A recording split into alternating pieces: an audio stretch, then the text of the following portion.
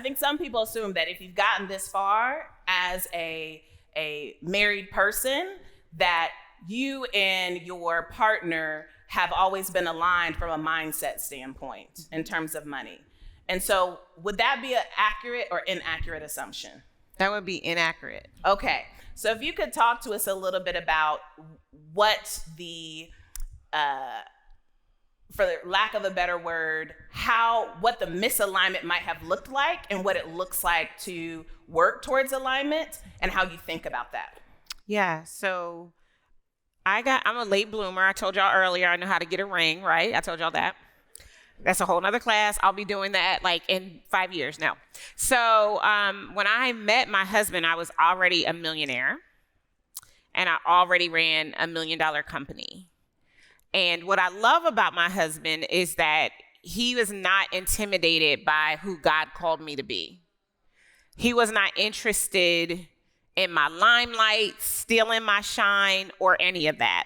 But he comes from a crab in the bucket mentality. Anybody know somebody? Because we might not want to say that it's us, right? So he comes from an environment where they hustle hard, they work hard, they believe they can't have, and that's just it. That's just life. And so very early on, after we had gotten engaged, I was like, oh, this brother gonna be in my life. I need to make sure he understands a couple of things, right? And so I also recognize the role that I play. Although I am a CEO, I'm a boss, I run things, I honor my husband, and I do not run my home. And I have no desire to run my home. And even though he did not contribute financially higher than that don't got nothing to do with our marriage.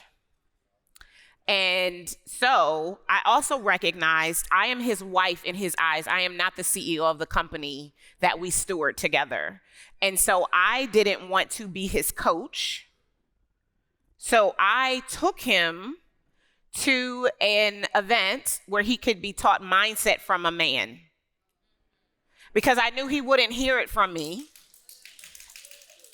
And it had the potential to be a source of contention because we were two 40-plus-year-olds getting married.